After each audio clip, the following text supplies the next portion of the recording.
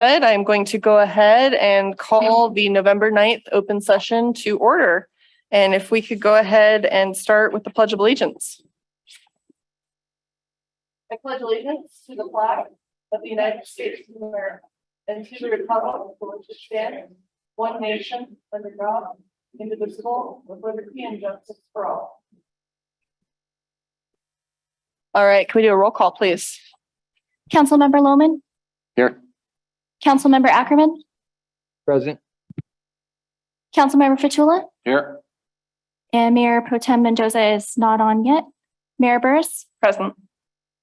All right, we'll go to item 2E, approval of the agenda order. Can I get a motion to approve? So moved. Second. All right, roll call, please. Councilmember Lohman? Aye. Councilmember Fitchula? Aye. Councilmember Ackerman? Aye.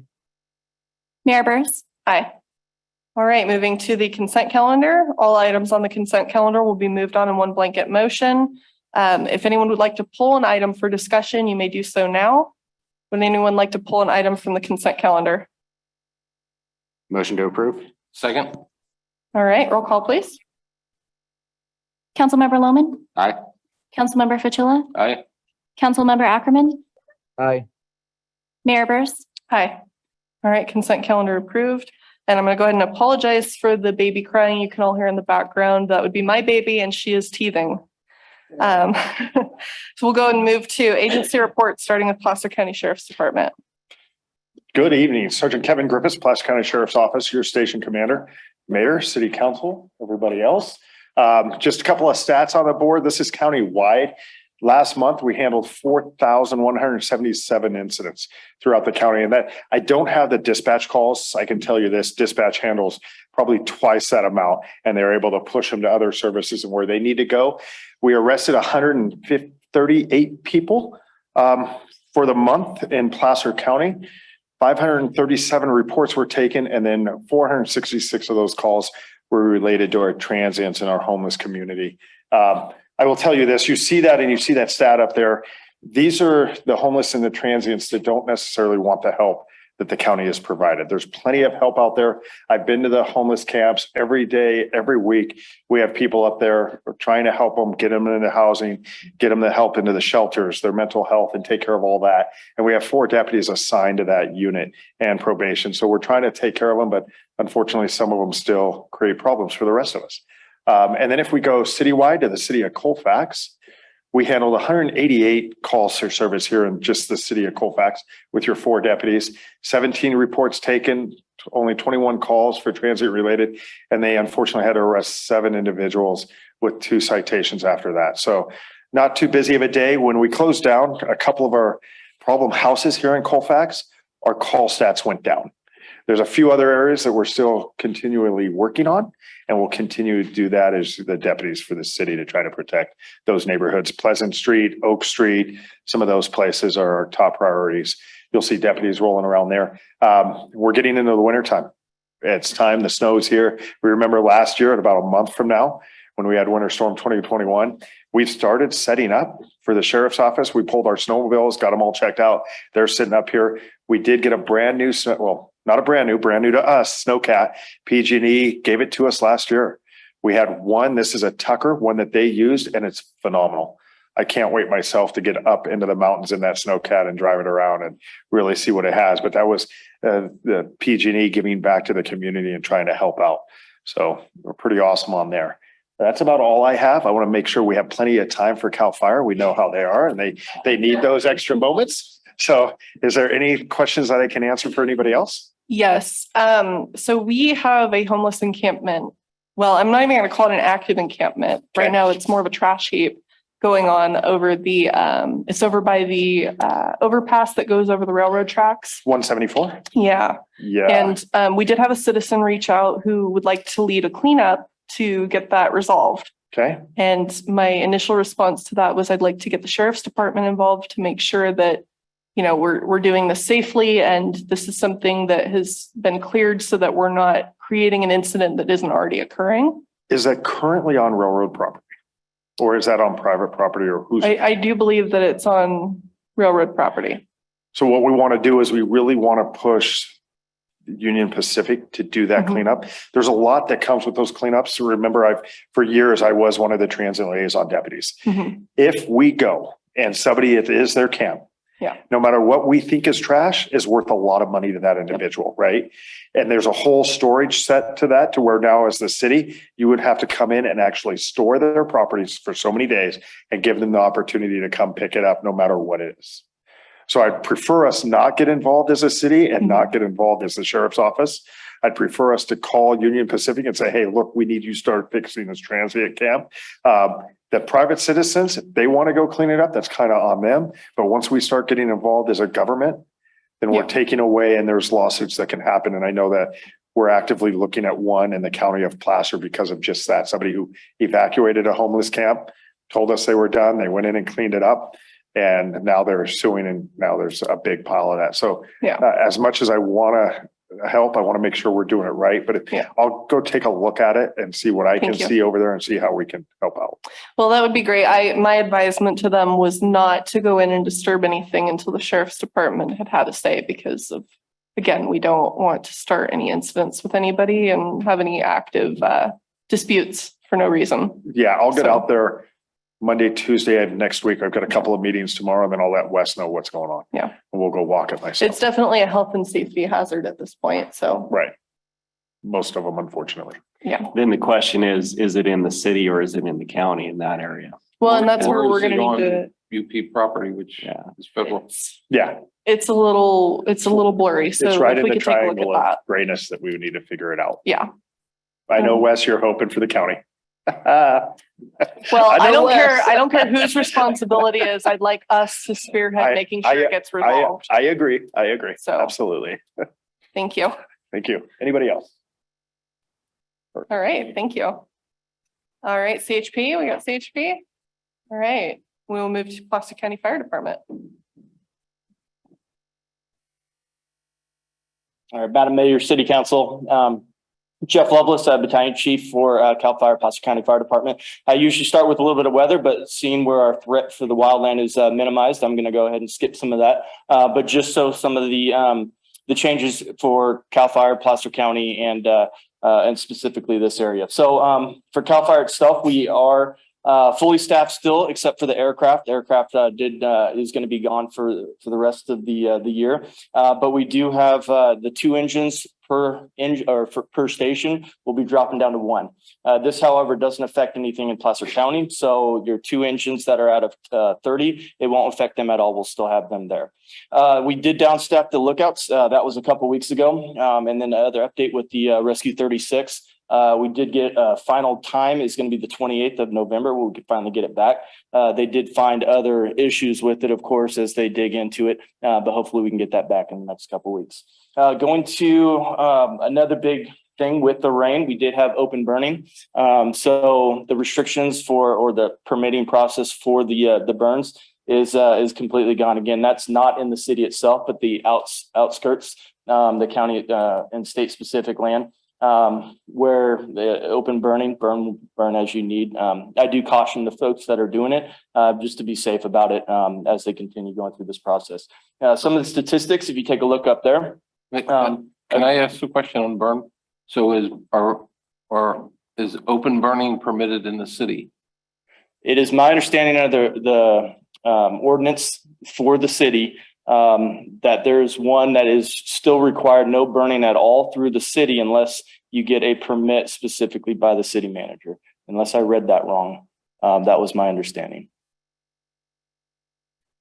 I'll have to follow up and look into that because I can tell you I've never personally issued a burn permit. Yeah, last year when we checked on that, it was if a burn pit permit's required, we go through Cal Fire to do it. Because I had a number of neighbors that went through, and at the time a permit was required. So we just used your website and that was no problem at all. If a permit is required, Yeah. then yeah, absolutely. Yeah. We can take it at any. And one if of it's the open stations. burning, then no permits required. Correct. So I don't think there's any other thing, because we went through that about a year ago, the exact same question. And that was the conclusion it came back to. Okay. Yeah. That sounds correct, Joe. Yeah, I think it's correct. Previously, it had specified that Colfax Fire Department would issue a burn permit, not the city Yeah, manager. yeah, pre the merger. Yeah. Right. Yep, yep. Gypsy Placer County. Okay, so if people ask this, we can now say that open burning is permitted. Correct. Right? No permit even needed. No permitting is needed. Okay. Going to the statistics, you could see we had a lighter call volume this month, which is a good thing. And then obviously our vegetation fires have decreased dramatically. Looking at Station 30, a total of 62 calls, and then Station or Company 36 and Colfax 40 calls, and that's just in their jurisdiction. Obviously, there's moving around for each one of those.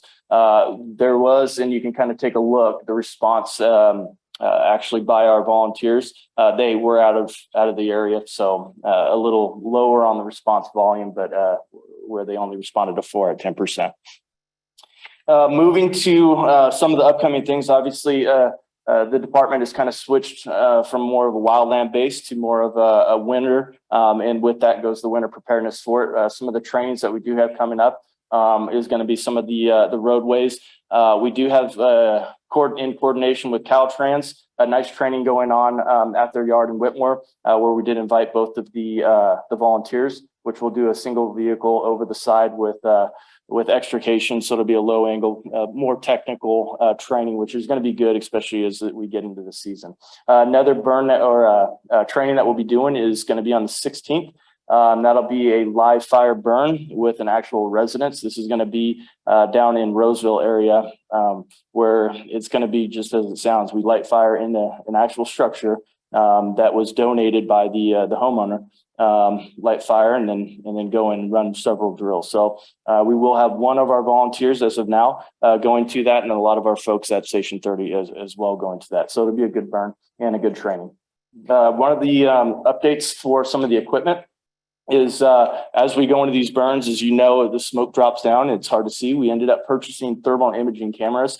So with this, and that'll be for both Rescue 36 and Engine 36, where if they do go interior and you can't see anything, you have a camera that can see the basically radiant heat or the heat of where the fire is and the smoke and, the gases, and be able to see a little bit ultimately in non-visible areas. So we did purchase both of those or 2 of those for both equipment, which would be a nice addition to what we have. One of the updates, I think 2 weeks ago, Chief Rufinot ended up talking about I-80 and the partnership with Caltrans and some of the fuels reduction and the plan going forth. And I'd like to bring Chief Rufinot up to give a quick update on that. Good evening. Quick update on the Interstate 80 Caltrans right away that we're working on right now. We met with Assemblywoman Dolly's office and Supervisor Gustafson and some of the heads of Caltrans out of Sacramento. We're still pushing forward. Things are on track, which is what I want to see, because this is, as I explained at the last meeting with all the heads of Caltrans and the politicians that were there, this is our shot to get this information into Caltrans to move this project forward. If we don't get it done to Caltrans in a timely manner, we're going to lose that window and it's going to be another year. And so this is, if we're going to get Caltrans to work on this, it has to be done. So things are pushing forward. We have a meeting tomorrow again with the working group, the people that are getting the information to Caltrans so they can put in for the $2.5 million and get it allocated for the certain areas of Interstate 80 that we're working on. But again, I think I mentioned at the last meeting, there's $2.5 million that Caltrans has in their district for roadway clearing, right-of-way clearing. Bless you.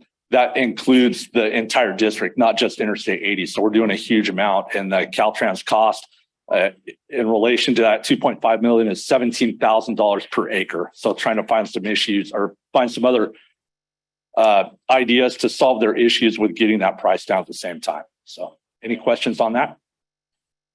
All right. Thank you. Any questions for me overall? I have none. Do you? No, thank you. Real quick on the burning, Joe, I think you're right on that. Even though permits aren't required right now in the city, I encourage people all the time, get that permit. The permit is good for a year online or 2 years if you go into the fire station. Again, you can do it online or go into the fire station and get a hard copy. Super important to get that permit. That permit has the burn information number to call to tell you if it's a burn day or a no burn day based on air pollution control. So if you don't have a permit, You don't make that phone call. It's not a burn day because the air pollution, even though there could be snow on the ground.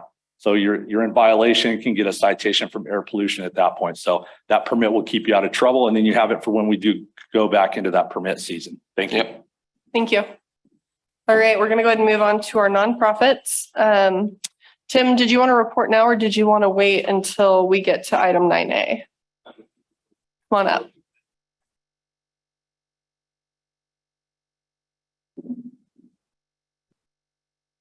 Good evening, Madam Mayor, council members, Tim Ryan with Colfax Chamber of Commerce.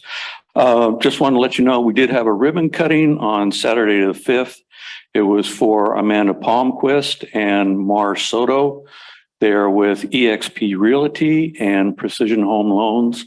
They have an office and work up by Alta and gosh, now I'm forgetting what the other city is up there. Alta and Dutch Flat?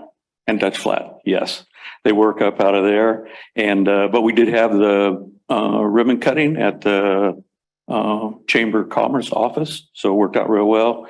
They had pies from Grandma C's, individual pies that they gave out. Starbucks supplied us coffee with that, and then shortcake, caramel type. So that turned out to be a great meeting and ribbon cutting. Also, just want to let everybody know we've got Winterfest coming up. That's going to be Saturday, December 10th. Rain or shine or snow, and that'll be from 12 to 8 o'clock. And I'll reserve the rest for later on. Sounds great. Thanks, Tim. All right. Any other nonprofits? Andy, can I bug you for a report?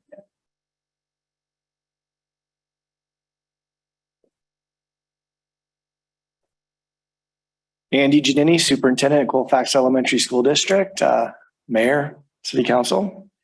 At Colfax Elementary, October is an extraordinarily busy month. We had a lot of student activities. It culminated in the Red Ribbon Week that we had towards the end of October. Students came dressed up, and the Student Council put together an amazing Red Out rally at the end, where students got to do all kinds of activities and have fun with, including like wrapping a mummy. You know, students got wrapped like mummies with toilet paper. There was a human hungry hippo, where the older kids held the feet of the little kids, and the little kids got the, laundry basket full of balls. It was amazing. It was all put on by the Student Council. It was quite extraordinary. Then we had our Monday Halloween parade of all the students that came all the way through campus. It's an annual event. It was great. And then that final Friday, we had our Bulldog Blast, which we always have Bulldog Blast. Everyone's invited to Bulldog Blast the first Friday of every single month at Colfax Elementary. And we had a special guest. The special guest was the Colfax High School drumline that came down. So one of the exciting things about Colfax Elementary is have that partnership with Colfax High, do a lot of really fun things with them. But other than that, we've had a lot of staff training. I heard our fire department talking about training. We've been doing a lot of staff training too, predominantly on intervention programs, trying to help our staff to have other, a lot of tools that they can use, particularly with reading. We're really looking at trying to give kids some protected time during the day where we can pull them into small groups so we can work with them and help build their reading scores and build their reading fluency and comprehension. And good news is state test scores did come out just recently, and Colfax L's scores went up in both areas, both content areas, school-wide, in our reading and in our math. Our math showed over 10% increase growth. So those supports and intervention, all the hard work of the staff is paying off. So anyways, thank you for letting me speak. Yeah. Have a good night. Thank you so much. Any questions? All right, perfect. All right. I do not see any other of our nonprofits here this evening, so we will go ahead and move to item 5. We have a presentation from the Placer County Transportation Planning Agency and the Sacramento Area Council of Governments. Are these two separate presentations, or is this one presentation? One, okay. get a three-part presentation this Perfect. evening. And thank you, Mayor Burris, members of the City Council. Good evening, and good evening, members of the public. I'm Mike Costa. I'll be the first presenter this evening on this item. We're going to talk to you today about three important planning processes, two of which are being done by your local Placer County Transportation Planning Agency, or PCTPA for short, which is an agency I work for, as well as Corey. And then the last part will be done by our colleagues at the Sacramento Area Council of Governments, or SACOG for short. What PCTPA is, for members of the public that may not be familiar, is we are Placer County's regional transportation planning agency. We are a state designated agency that assists all of the local jurisdictions, City of Colfax, the county, and all the jurisdictions within Placer County, excluding the Tahoe Basin, on acquiring the federal, state, and local dollars for their regional and local transportation projects. And those are multimodal projects, whether they're bike and pedestrian trails, transit services, or roadway pavement widening, or even freeway projects. We work again with our partners at the federal and state levels, as well as our colleagues at SACOG, to secure that federal and state funding for those projects. One of the projects that we're working on right now, kind of on an annual basis that we do, is called the Unmet Transit Needs Assessment process. Next slide, please. And the reason why we administer that process on an annual basis is because, as the RTPA for Placer County, we have to administer funding under what's called the Transportation Development Act, or TDA for short.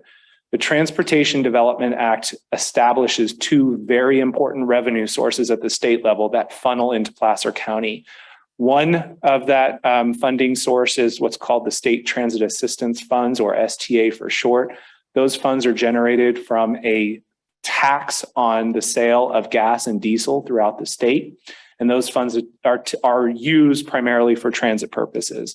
The second funding source, which is more relevant here to the city of Colfax, is the local transportation funds, or LTF for short, which are generated from a 1/4 cent on general sales tax in the state. And then it's apportioned to our region based on population. Next slide, please. As I mentioned before, STA funds are used solely for transit purposes, such as transit services that operate here in Placer County and to the city of Colfax, provided usually by Placer County Transit, as well as transit capital purposes. However, LTF can actually be used for other purposes. While it's intended for transit, it can be used for streets and roads as well. But before those funds can be freed up for streets and roads, we have to conduct the annual Unmet Transit Needs Assessment process to determine if there are any unmet transit needs that are then reasonable to meet, to which that funding would have to be allocated and distributed towards addressing those needs before they can be given to local jurisdictions for the purposes of streets and roads. Next slide, please.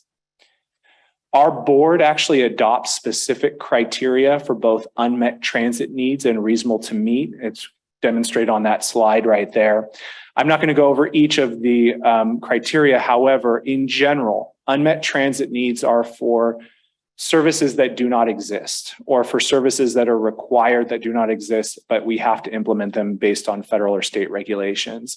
And then reasonable to meet criteria generally falls along the lines of, it has to be something that is broadly supported, whether by the public or through our different planning processes or planning documents, and it has to be financially feasible. It's something that we have to be able to sustain with existing funds, or be able to sustain long-term. Next slide, please.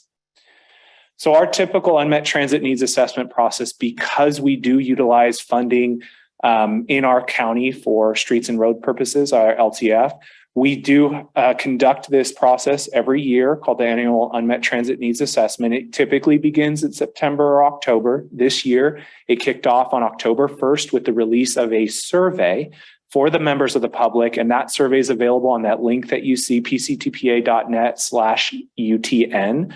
That link and that survey essentially will be live for the public to take through November 18th.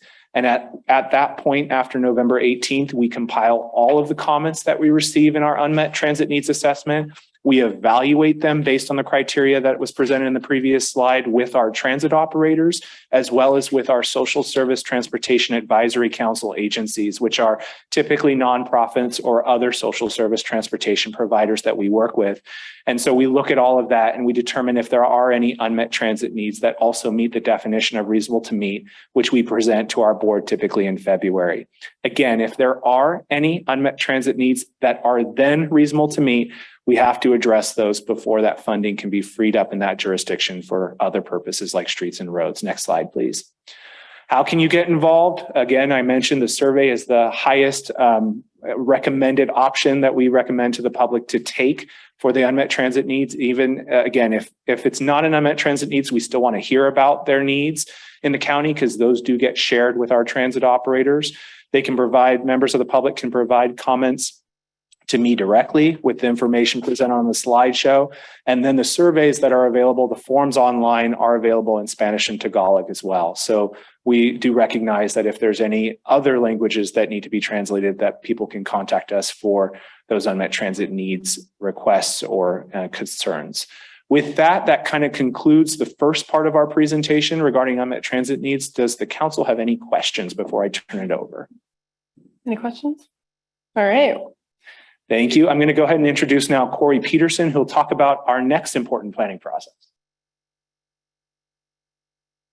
Thank you, Mike. Good evening, members of the council. Corey Peterson, I'm a senior transportation planner with PCTPA, and it's great to be here with you guys in beautiful Colfax. I wanted to come and talk to you guys about the planning effort that we just kicked off earlier this year called the Regional Transportation Plan. So as Mike mentioned, we're the Regional Transportation Planning Agency for Placer County. So we're required to update this plan every 5 years. And what it does is it gives us a chance to bring together all of our stakeholders, all our jurisdictions, Caltrans and PCTPA staff, and kind of talk about where we want to take our transportation system over the next 25 years. We get a chance to reevaluate our policies and objectives as well as our project lists and put them together into kind of a nice, kind of visionary document. So, and this process does tie in pretty closely with that of SACOG, and I'll let them kind of touch on that later on in the presentation. But, we did want to kind of kick it off with what we're doing here locally. And let's go to the next slide, kind of dig into it. So one of the reasons why the RTP is so important is because it's the first step in getting projects done. So when driving down the road and you see construction going on, on a freeway, it's typically because there's been many years of planning and engineering work that's gone into that project prior to any dirt ever being moved. One of the first steps in that process is for a project to get into the regional transportation plan, because by doing that, it makes it eligible to receive funding from the federal or the state government. And, can also kind of gives it an advocacy for, getting grants for the project to help design and fund it. And we just wanted to highlight one of the projects that was completed here since last RDP, our nice new roundabout. And I love the little sign in the middle. I think it makes it look very nice. So Auburn Street at I-80 roundabout. Next slide. So what we're going to be doing for this RTP, which is going to be extending the plan out to 2050. Our last RTP was updated in 2019, and that had a horizon year of 2040. So we'll be taking our last project list and updating it, working with your staff to update if there's any cost estimates or any priorities have changed. New projects can be added in as well and get that updated. And like I mentioned before, this also gives us an opportunity to kind of update our goals and talk about what we want our objectives to be, and also update it to reflect any new requirements or guidance from the state, which kind of leads me to the next slide. So a few things that we're going to be considering with this RTP that are, I guess, somewhat new is potential new funding streams. So last year, of course, the federal government passed the Infrastructure Investments and Jobs Act, or IIJA, that'll hopefully bring in some new funds for Placer County that we'll have to consider in the RTP. The Climate Action Plan for Transportation Infrastructure, or CAPTI, was a state plan that was completed last year that kind of gives a framework for how the state is going to be viewing transportation projects through the lens of reducing greenhouse gas emissions and promoting environmental quality. A lot of the state funding programs, they're probably going to be looking at this plan for how they assess projects when deciding which projects are going to get funding. So we're going to want to make sure to kind of address that in the RTP so that our projects are well positioned for funding. Also looking at VMT analysis and how our projects will meet greenhouse gas reduction targets. That is done in cooperation with SACOG. And so they, as the MPO, they're the ones that do the greenhouse gas emission, modeling, and together our projects with that of the SACOG regions have to meet the 19% reduction for the entire Sacramento region. We're also going to be looking at equity and environmental justice and how that can be incorporated into the RTP, and then looking at what kind of performance metrics we can use to help evaluate our effectiveness. Next slide. So like I mentioned, we kicked off the RTP earlier this year. So we were working with your staff to get project lists submitted. We're hoping to get a preferred project list later on in 2023 or early 2024. We're going to be doing community engagement throughout the process. We're actually in the process of doing the first round of community engagement right now. And then we're hoping to adopt our RTP sometime in late 2024. Next slide. So community engagement, we're doing that right now. Our first round, we're going around to all the councils and, talking to you guys and getting your thoughts. We're going to be doing pop-up events throughout the county. We're actually going to be at the Winterfest in December. And I'm looking forward to hopefully getting a winter wonderland for the Winterfest and seeing, getting everybody out and having fun. So we're looking forward to that.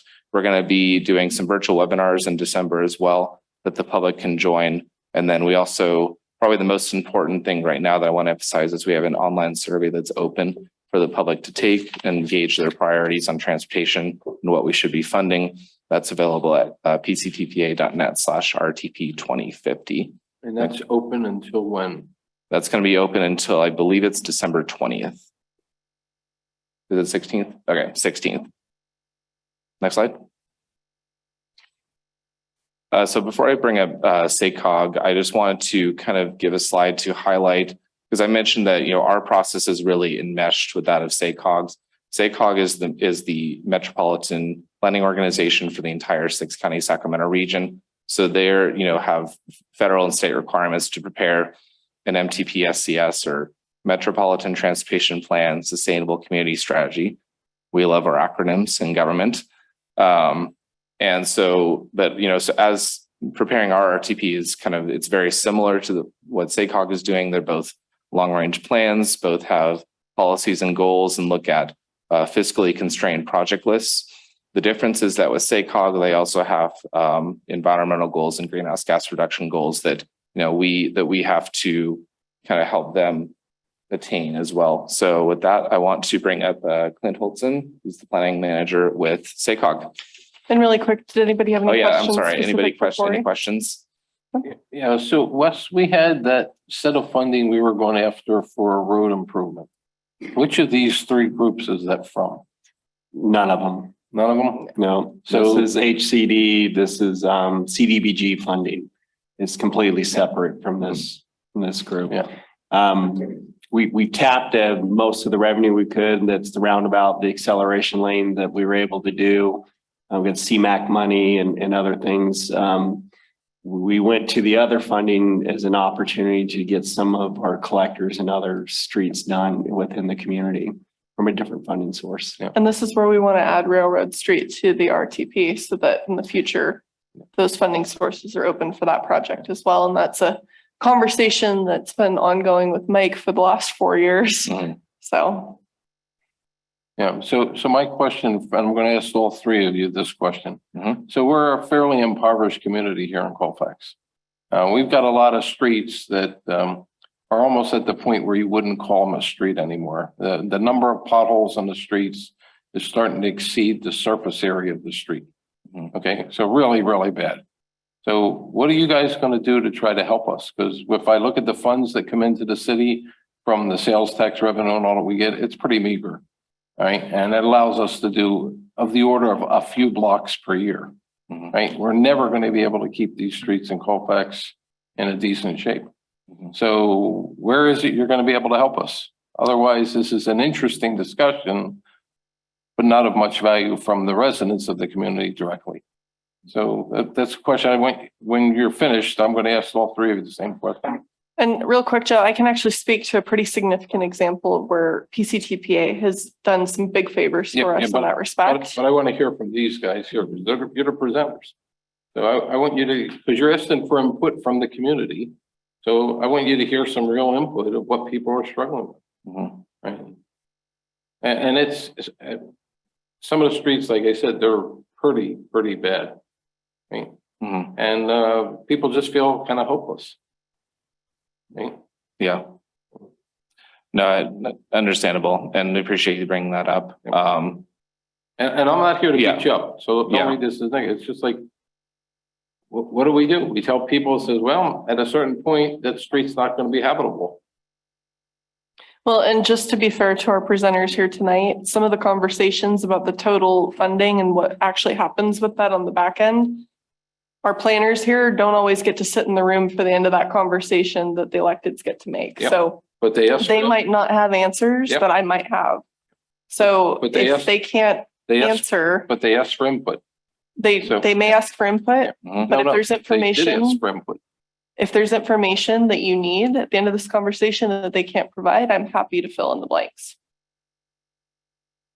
Yeah, no, absolutely. And I appreciate you bringing that up. And Mayor Burris, if you want to add that, that'd be fine. But I think there is some truth to that. And in terms of, funding, I don't know, Mike, if you have anything to add, but there's, I think one of the biggest things to answer your question, council member, is our job as your regional transportation planning agency, as well as SACOG's job, is to work with your staffs to identify projects that can be competitive for federal and state funding. What's challenging with federal and state funding is that there are so many different requirements for a project to be eligible for those funds. And so the way that we can help as your agency representatives is we can help you identify projects that are either eligible for that funding, or we can help you formulate projects that become eligible for federal funding.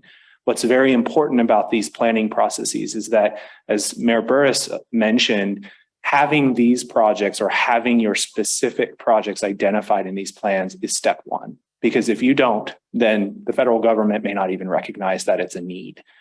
The other processes for identifying, say, specific road segments that need repavement, there are many ways to go about that. In general, those types of projects that are not capacity increasing, they're just repair work or maintenance work, those are automatically assumed in our planning processes, or we establish what's called lump sums or grouped project listings for those types of projects. And then they're automatically qualifiable for any federal or state funding that becomes available for designated segments that are on the what they call federal aid highway system or classification. And if it's not on that system, then we potentially could work with your jurisdictions to try to qualify or classify those segments as federal aid eligible. The other thing you have to keep in mind, though, too, is that once something becomes federally aid eligible, or it's something that then qualifies for federal funds, there are sometimes an enormous amount of requirements that come with federal funds, and it almost becomes more burdensome to use federal funds to repair something than it does to look at other local sources of funds or even maybe state funds. But even state funds, as Corey mentioned early in the presentation, are becoming more and more competitive because the state is looking at how do we address the climate change goals of the state, which it's hard to do with certain capacity increasing projects. So the state will let you do repair work, but then when you're looking at actually expanding your road or making it a greater capacity, that then becomes challenging under some of the new guidance and goals of the state. So where we can help you with that is that we can potentially work with our state and federal legislatures, or we can work with the different groups like SACOG to advocate for potential change in state legislation. That may be hard, but we can do that for you.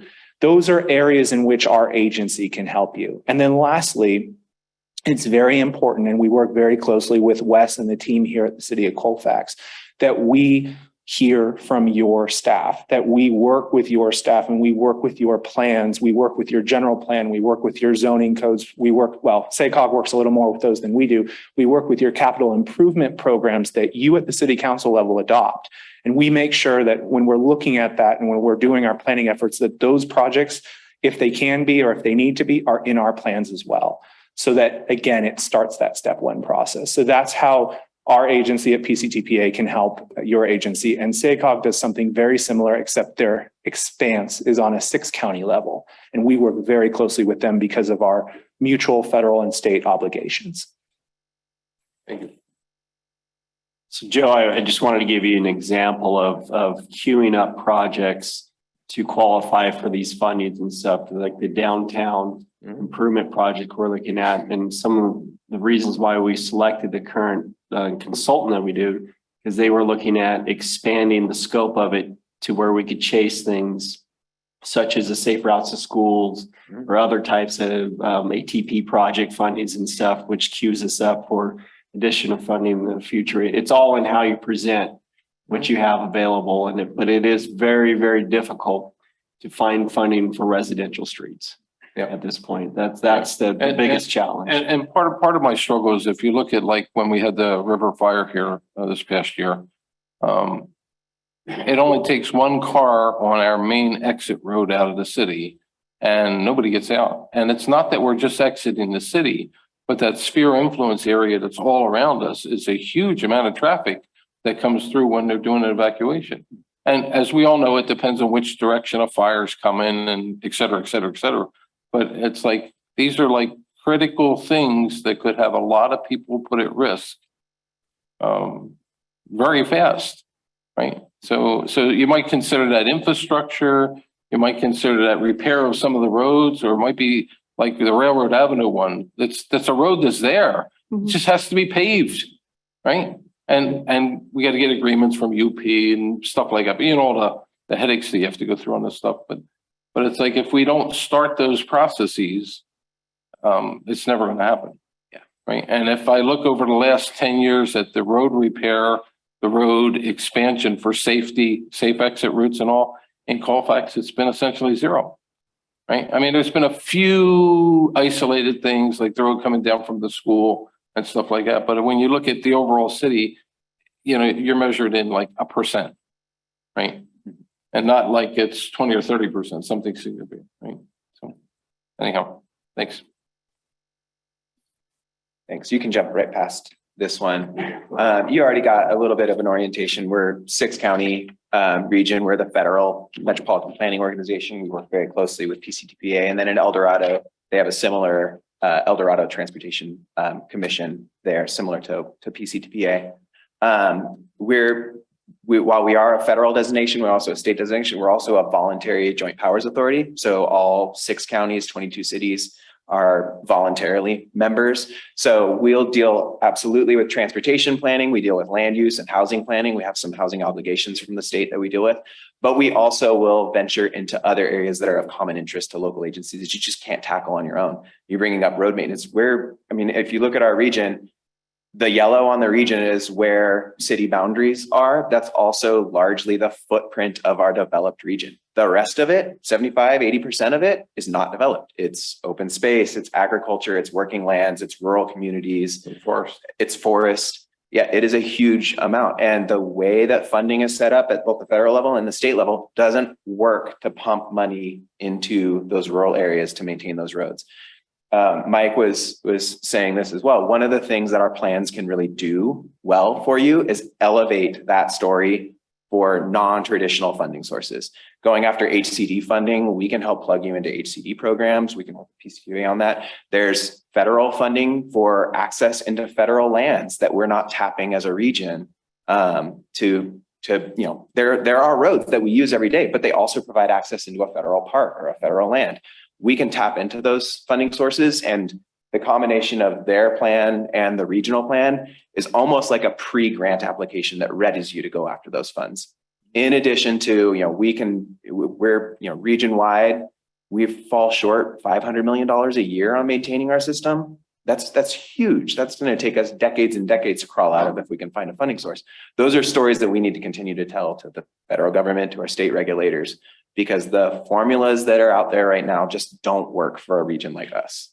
And our competitive funds that we have that Placer administers and the SACOG has, the combined funding that Placer County Transportation Planning Agency awards out and SACOG is about 7% of all of the funding that comes to this region for transportation. The rest of it is through other competitive programs or formula funds. And again, they don't all work for our region. They work very well for Southern California though. Yeah. Oh, sorry, I'm running the slides. Jump. So Corey talked about this, the Metropolitan Transportation Plan Sustainable. You can just call it the blueprint. That's what we're titling it to avoid the alphabet soup. So regional planning, you got kind of the lay of the land, the Placer County RTP. So I won't go into too much depth, but what our plan does a little bit differently. You heard a little, we do have some planning requirements we do in the land use space, in the housing space. All of that, none of that is, SACOG staff in downtown Sacramento assembling a plan. All of it is derived from the specific plans around the region, the general plans around the region. Everything that we assume is coming from local planning documents, local planning sources, your zoning codes. And what we're doing is looking out over the next 20 and 30 years and trying to phase that growth. Placer County is the fastest growing county in the state. By far the fastest growing county in our region. So we're looking at how can you build in Placer County, in the region as a whole, such that we can continue to maintain our system. Because if we expand outward, you're adding additional liability. You have to maintain that over time. If you just focus on the interior development, that becomes very difficult because you got old infrastructure underground that now you have to upgrade. So there's a balanced approach. You can jump to the next slide that we're looking at. Our plan has to be financially constrained. This is, I don't think we have the animation here. This is just a bit of an analogy when you have your house, if your roof goes out, but you're also trying to build an addition so that you can move your mother-in-law in, you've got to figure out how are you going to handle these needs with a very limited budget. That's what we face in transportation every single day. We do not have the funding that we need to build everything that we want. On the housing side, our region, if you add up all of the plans, all of the specific plans in the region, we have enough planned capacity for new housing and new jobs for the next 100 years, at least. But we got to figure out how we're going to get there. Because if it just happens without strategy, we end up with a whole lot of things that we didn't, unintended consequences, maybe some good, but oftentimes not so great. So next slide. What we're tackling with this NEPS plan might be something you're familiar with. It's the triple bottom line framework. So co-equal goals of advancing equity, advancing economy, and environmental here, but it's a co-equal goal of improving environmental quality. You can jump to the next slide. It's primarily a transportation plan. I won't go into too much depth here, but you heard this from Corey and from Mike. In order to be eligible for federal and state funds, projects need to be consistent with these long-range plans. On the SACOG side, for a lot of state funds, you saw some of those new funding programs coming out, or the climate plan for transportation infrastructure that the state recently came up with. It's not a new funding program, but it's a new way that the state is looking at their existing competitive funding programs. So what we want to do with PCTPA and the RTP and in our plan is to kind of tell the story of our region in a way that's going to resonate with the state, so that when your agencies go after grant funds, or we help you go after grant funds, you can say, we're part of this plan and this plan does all of these things. And these are the things that the state cares about. That's largely what it does for us. It's a huge advocacy tool and kind of a pre-application for grant funds. And jump to the next one. So just really quick on where we're at with this schedule. You can jump to the very next one, I think. Yeah. So we're developing right now, we're calling them pathways, 3 different approaches to future growth. On this map, everything in dark blue, that's basically our existing footprint. It's all of our existing communities, not just our urban communities. That's our urban, our suburban, our rural communities. It's the places that are established today. The lighter blue around that are planned areas. Nothing there today, or at least it's, there might be some growth there today, but it's a very small amount. Those are the areas that we have planned for outward expansion.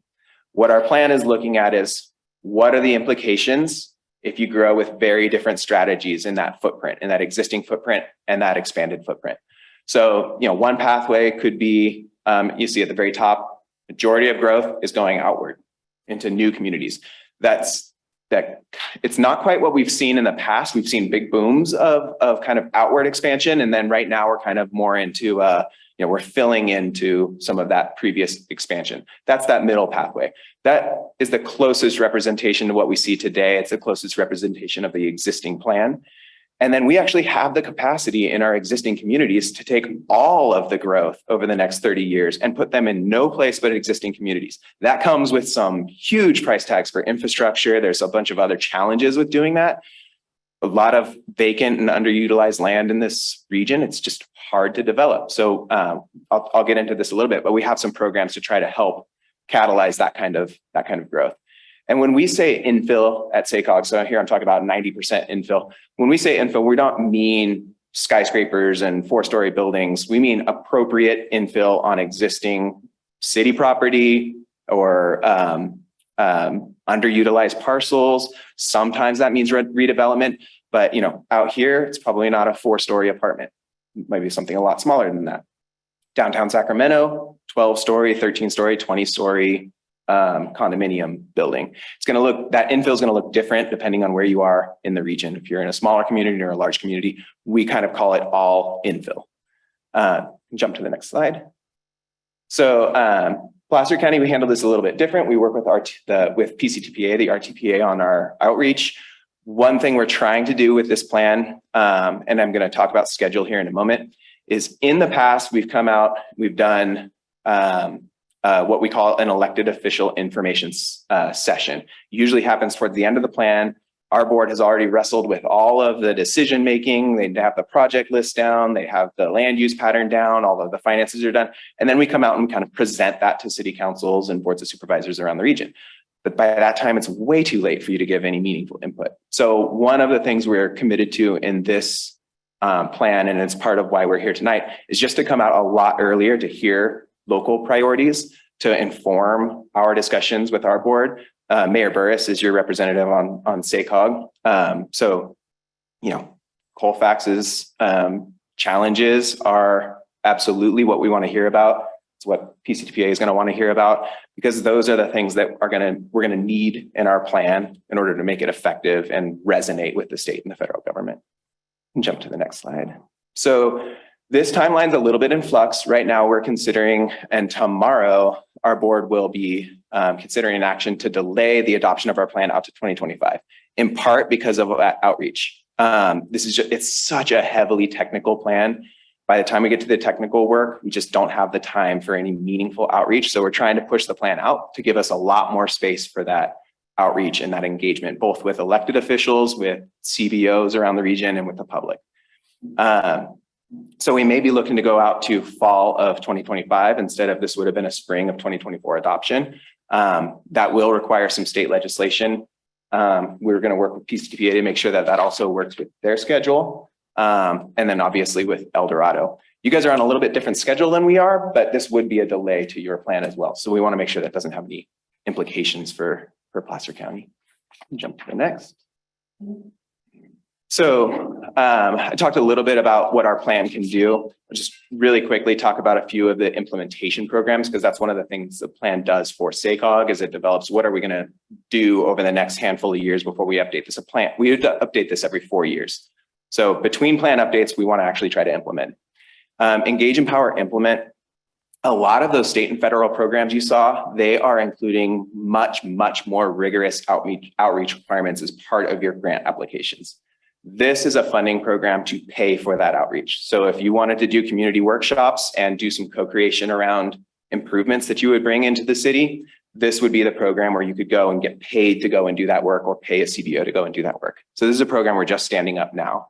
We're building this, like you heard this from PCTPA, we're the 6 county. Generally, we run a 4-county funding round, and then your funding from in this county comes from PCTPA. We're setting this up so that it can be a 6-county format, so that if we can find funding for it, or if PCTPA can find funding for it, this can work for all 6 counties. And jump to the next. Green means go. I talked about all of that. If we want to see more revitalization in existing communities, one of the challenges we face is what the state wants us to accomplish in terms of infill development and not growing outward is awesome, but it's not driven by transportation investments by themselves. And that's the money we have. What the big limiting factor is for all of this infill growth is water lines, sewer, drainage, sanitation, all of the under the ground infrastructure that was built for a very different land use pattern. Much of our region has commercial corridors where you've got retail, it's vacant, it's abandoned, but the stuff underground cannot is not a big enough source for residential. You either can't get sprinklers to the top floor of residential so that you can have your fire prevention, or your sewer lines are not made for a residential load, they're made for a commercial load. Green Means Go is a funding program. We didn't get a ton of money, but we got $34 million from the state. And then an additional $4 million from the Strategic Growth Council to pay for actual infrastructure around the region that is not transportation related. This funding round, we just wrapped it up on the 27th. We just wrapped up the applications for it. We're hoping that we can get some more funding, and failing us getting funding to administer another round, we want to see if we can start tapping into more economic development funds, other sources of funding around the state or the feds, so that we can actually start to get under the ground of our roads and upgrade that infrastructure if we want to build the residential that the state is wanting us to be a partner in building. We can jump to the next. The prosperity strategy, I think we'll jump over this one. This was a strategy that we worked on with the Greater Sacramento Economic Council, Valley Vision, and the Sacramento Chamber of Commerce and the Brookings Institution, just to look at our region and what our big economic drivers are and how we might be able to reinvest in those. Those drivers are really health and life science, agriculture and food systems, and government. Those are the big drivers in this region. The prosperity strategy is something that we kind of are continuing to work on, but we need to expand it out. That was a very Sacramento focused group that I mentioned. This is something that we need to expand out. So it's not worth spending too much time on here. This is a partnership we have with our sister agency in the Bay Area, the Metropolitan Transportation Commission, and San Joaquin, looking at the mega region, because our economy is very, very much tied to the Bay Area, as is San Joaquin's economy. So this is a group. We have elected officials from each of the boards on this. SACOG has 3 members on this working group.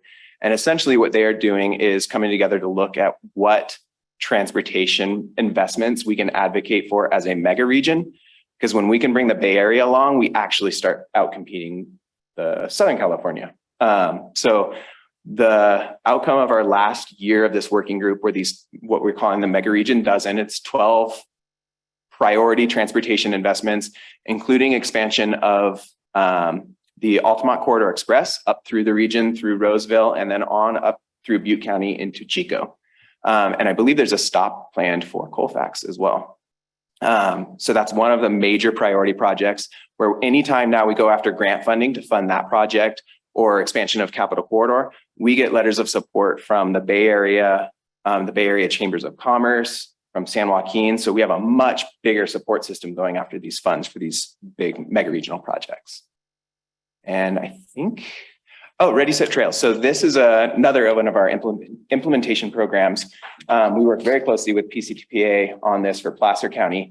This is an idea that we can connect every single community in the region through a system of trails. So you can walk, you can bike anywhere. And this is not so much of a transportation focus. It's trails, it's absolutely transportation, but this is an economic development focused effort, where if you can build trails, you can build tourism, you can build interest and revitalization into downtowns throughout the region. This is really kind of looking at our wheelhouse, which is transportation, looking at the funding sources that we have, but knowing that we have an economic development challenge in our region.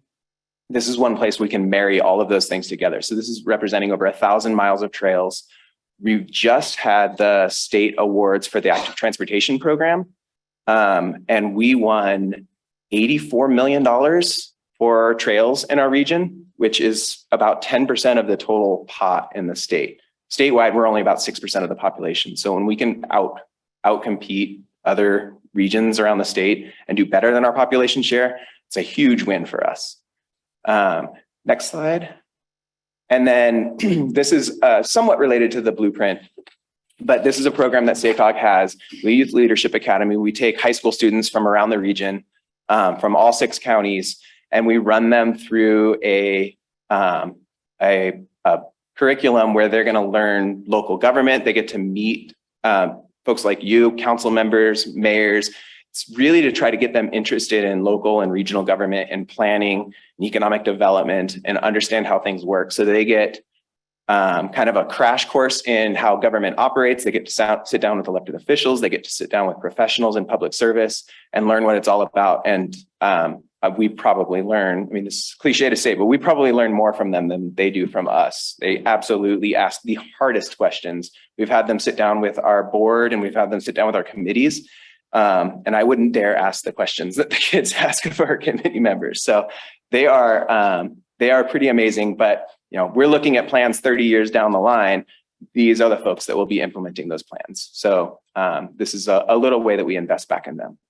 I think that's all of my slides, but I'm happy to take any questions if there are any. Thank you. Questions from council?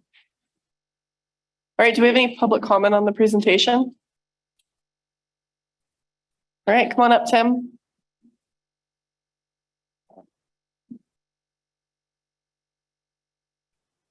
Tim Ryan, and I'm with the Colfax Chamber of Commerce. And I'm not sure if this is a correct question for your development, but between Colfax and with Placer County and then Grass Valley and Nevada City, which is in Nevada County, there is no bus transportation or anything like that. Or we are at the train depot, which is also where the buses stop for Amtrak.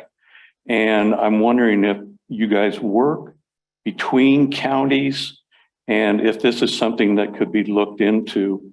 I do realize you have the buses that do go from Dutch Flat down to Auburn area. And if something like this, if you work interdepartment, counties, if that would help out, I think it would really help out our city here, just on what we see with everybody coming for the trains, the buses. And then not only that, there are quite a few people that come just to come and enjoy Colfax when we do have different events, such as Winterfest, 3rd of July, and Railroad Days. And some other kind of transportation might really help. Thank you.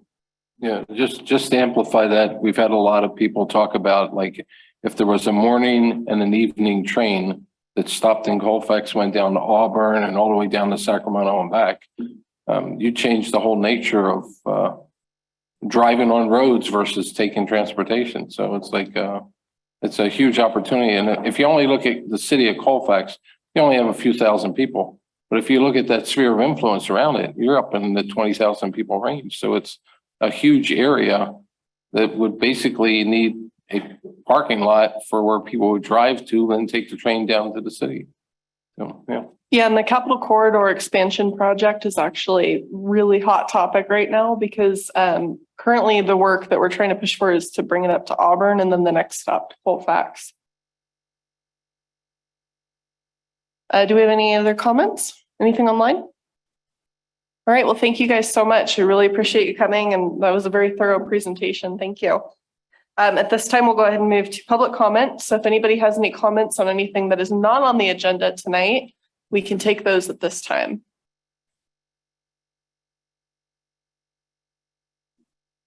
And do you see anything online, Marguerite? There's nothing online at this time. Okay.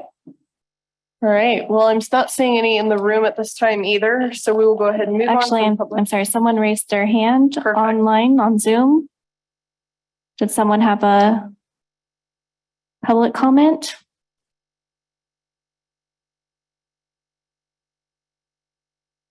I guess it's lowered. Okay. Well, if it does come back up, we can always circle back around. All right, with that being said, we're going to close public comment and we're going to move to council and staff reports, starting with Sean. Nothing to report tonight. Okay, Joe? Just so people are aware, the food bank that normally happens in Colfax once a month was canceled by Placer County Food Bank because of weather. So if people are interested, the one in Alta is Thursdays from 10 to 12. And we had a tremendous showing last week despite the weather.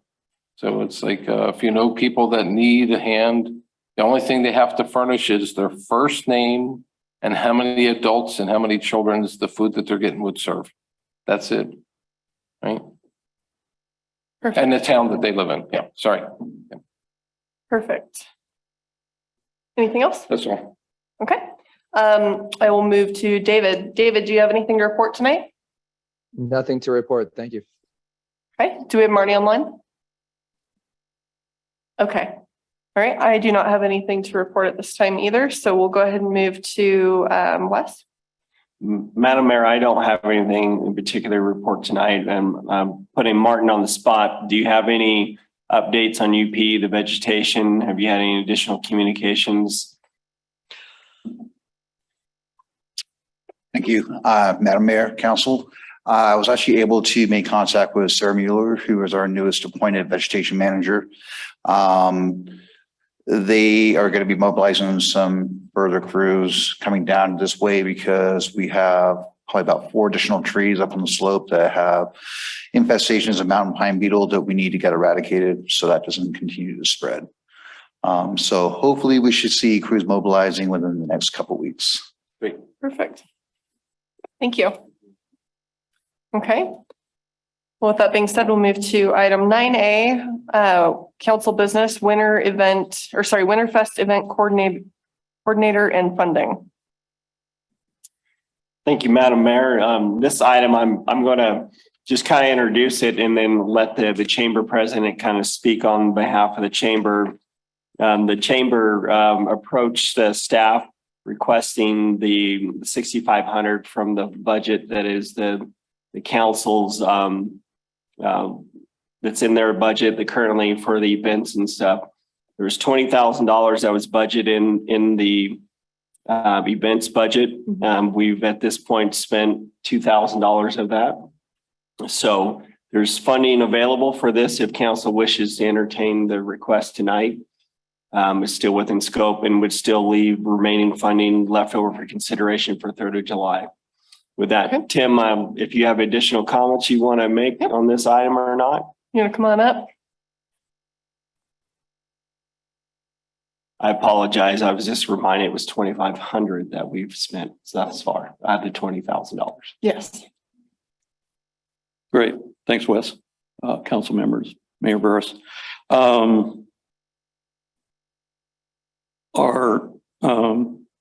problem that we're having this year, and which has happened throughout the year, is there's a 25% increase on fireworks that we have, and then also our insurance has gone up.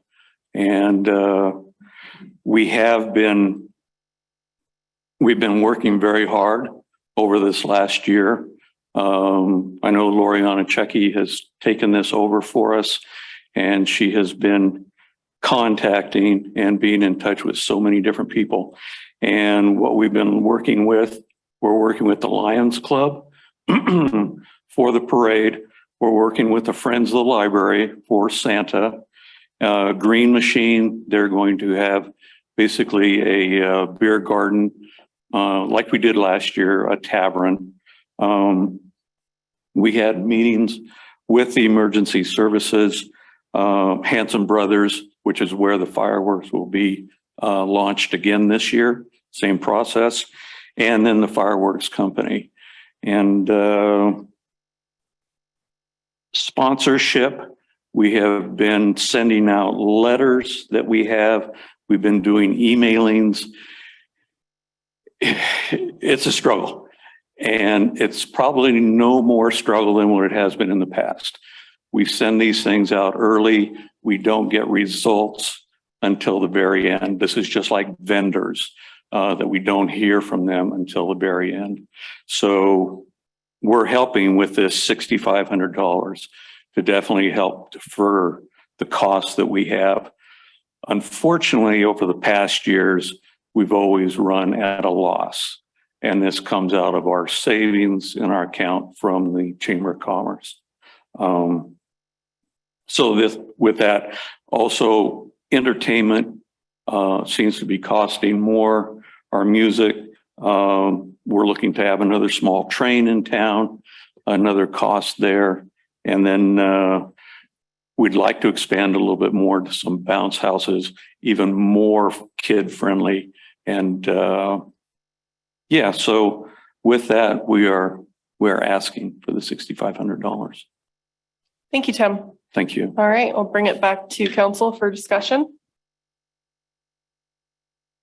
So I just want to make a correction to how much money we spent on these events so far this year. Because remember, we also approved the fireworks money for the 3rd of July. That's last fiscal year. Yeah, I know, but it's this calendar year, just. Yeah, calendar, we budgetary wise, we work on a fiscal year, so. Yeah, I understand, but I'm just saying that that expense is most likely going to happen again next year. Yes. As part of this year's budget. Correct. Right, okay, so just. Do we have any public comment on the item? Anything online or in person? Nothing online. Okay. I have one question for Tim. So.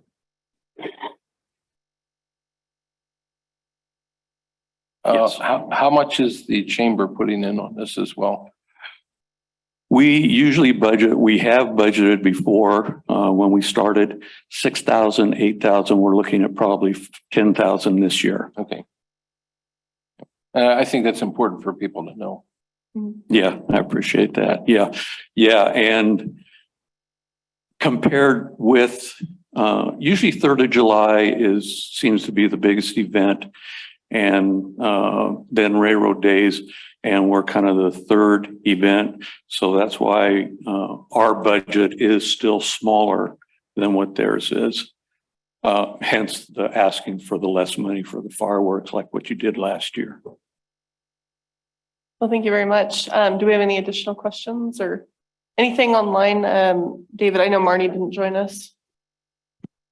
Yeah, basically, I'm in favor of this, and I think it's proportionately nicely presented. So I have no issues with this, and I appreciate the presentation. Thank you, David. All right, well, it's on council for action at this point. I move that we accept this proposal. Okay. Do I have a second? All right, perfect. Can I get a roll call, please? Councilmember Ackerman, Aye. Councilmember Lohman, Aye. Councilmember Petula, Hi. Mayor Burris. Aye. All right, motion passes. Great. I want to thank you all very much. Pardon? Yeah, I'm not too sure about that part, but yeah, thank you all very much. We appreciate all your help and support for this, and look forward to another great Winterfest. Thank you. All right, with that, we move to go to the order. Sean, do you have anything? Joe, do you have anything? David, do you have anything? Nothing at this time. All right, I don't either. And Wes, do you have anything? All right, we're adjourned.